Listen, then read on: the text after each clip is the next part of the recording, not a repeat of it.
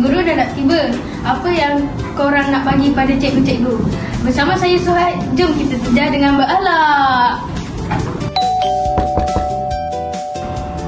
Jom kita terjah Tim Insaf. Apa hadiah awak nak bagi pada hari guru nanti? Saya nak bagi payung. Kenapa?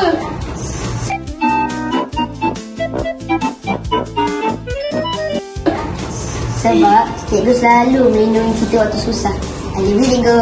Oh, sweetnya. Oh my god! Wow!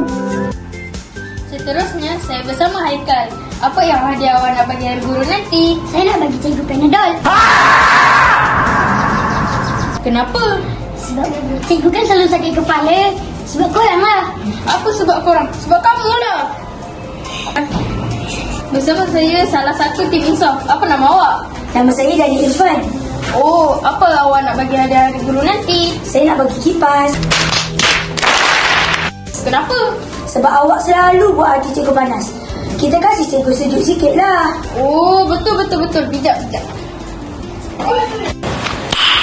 Nice.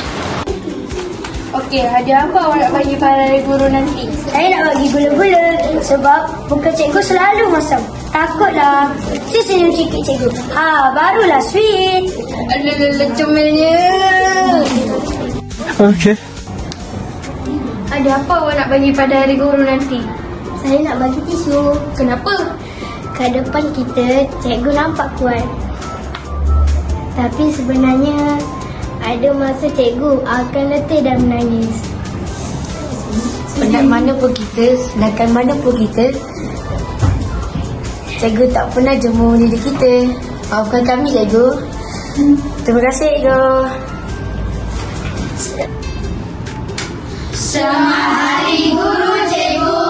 Terima kasih, cikgu. Bye-bye. Kami sayang cikgu.